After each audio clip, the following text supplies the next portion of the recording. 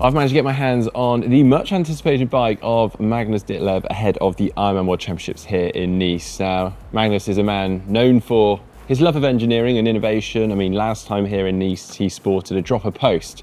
So, very excited to dive into this one today. Let's go. Right, so let's begin with the frame. So this is the Scott Plasma RC, their triathlon specific bike.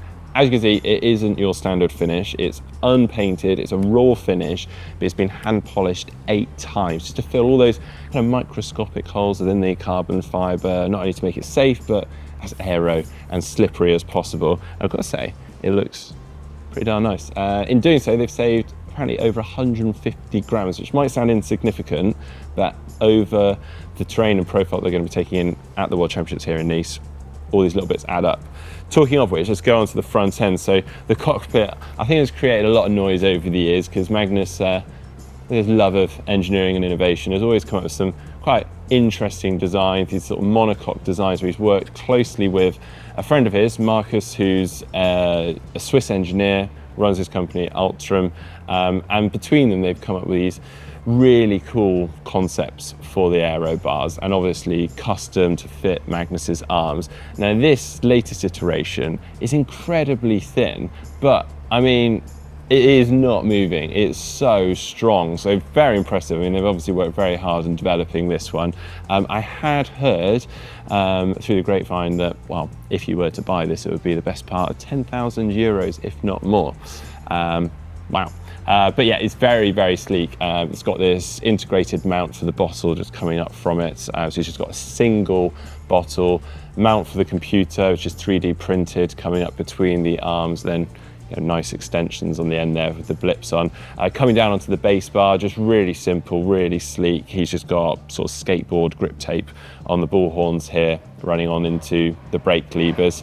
Coming down then onto the wheels, so he's actually running DT Swiss wheels front and rear. He's got the Arc 1100 wheel set, the die cuts 85, so 85mm depth on the front, disc wheel on the back obviously. On those, he's running the Schwalbe Pro 1 Aero tyres, although he is actually planning to change to new tyres ahead of the race. They will be set up both 28mm front and rear, and also tubeless. But what's also interesting, I noticed his rotor choice. He's actually gone for the Galfa rotors, which are notoriously lightweight rotors. He's actually also got 140 both front and rear. What you typically see is sort of a 160 on the front, 140 on the rear, but again, just to save weight, a little less material on the front there. And now let's move on to the chain set and the monstrous dinner plate we've got here. So we've got a 62 Digirite chain ring here, set up one by, there's no chain guide either, interestingly. Crank wise, we've got the 3T Torno carbon cranks, 172.5mm with Garmin vector pedals on the end there.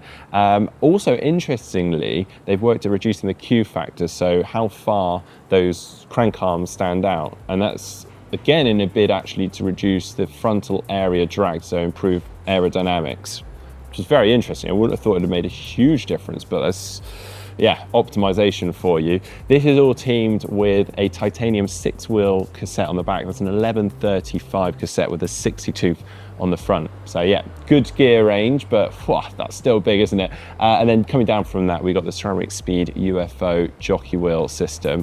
So an aero jockey wheel, whereas we've seen some pros actually opting for the standard road one just in a bid to save weight. So he's still going aero despite all of that.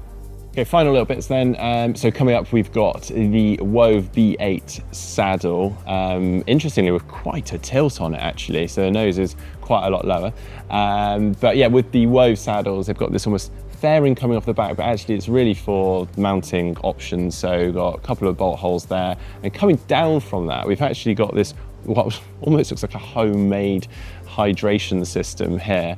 It comes down and we've got like this base plate going out, but it looks really well made, saying that. And then the Wove straps coming off of that to hold the bottles in really nice and securely, and it feels super solid. It's actually a really nice design. I quite like it. I don't know much information on that.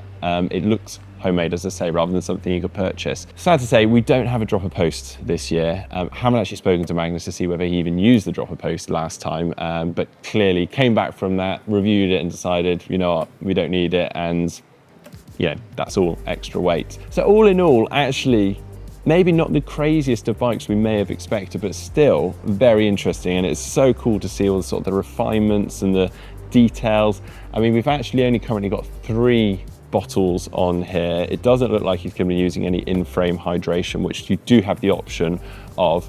But yeah, clearly it's got the 3 here. That's plenty, and you can pick up on course. What a cool bike though. I love the look of it. The raw finish is amazing. Well, let me know what you think in the comment section down below. Very excited to see Magnus racing on Sunday. If you enjoyed today's video, give it a thumbs up, give it a like. See you next time.